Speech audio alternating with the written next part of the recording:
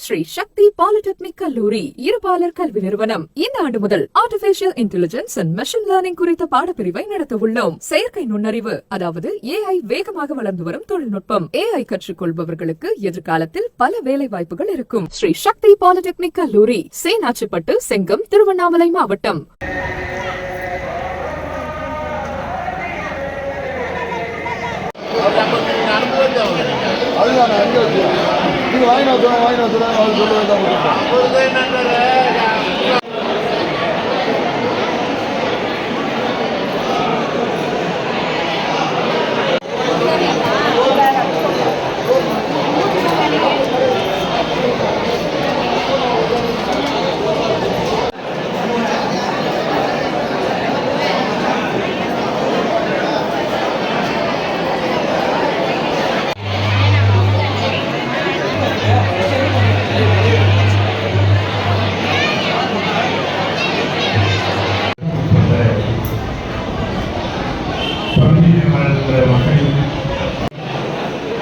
ஆசிரியர் துணை ஆட்சியர் அவர்களே,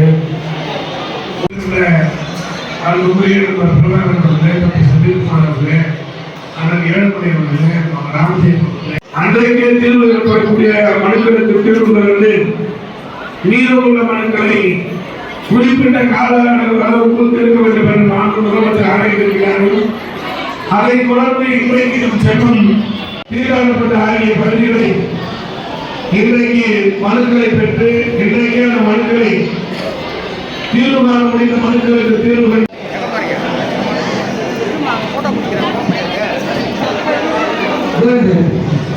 அருணாச்சலம் சாதி பாஷா இப்ராஹிம் அருணா குருசேகரன் சாதி பாஷா மஞ்சுளா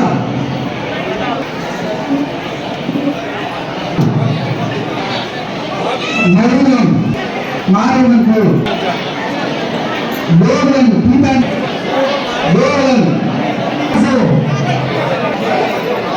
கோவலன் ஆனந்தம் கண்ணன் கண்ணன்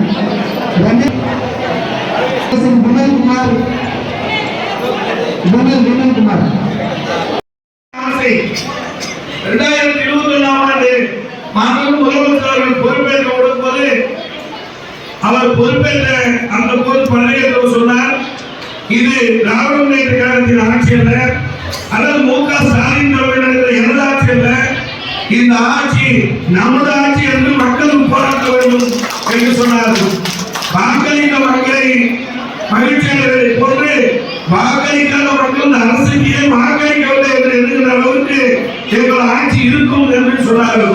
விவசாயிகளுக்கு செய்தார், மகளிர் குறித்து எண்ணற்ற திட்டங்களை நம் மக்களுக்கு தந்திருக்கிறார்.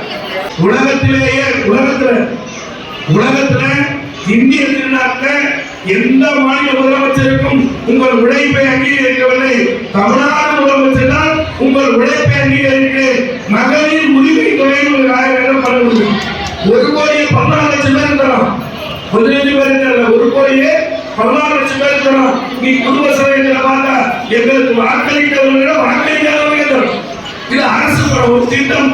நிர்வாகத்தின் தலைவர் காலை சிற்றுண்டி திட்டம்.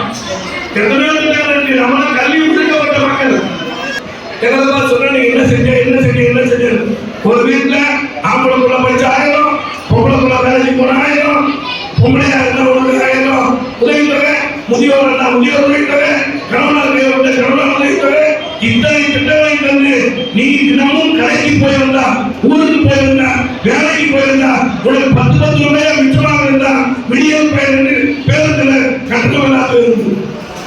இது இத்தனை திட்டம் காலையிலிருந்து மாலை வரை அரசு திட்டத்தை பயன்படுத்தாமல் திமுக போன்ற திட்டத்தை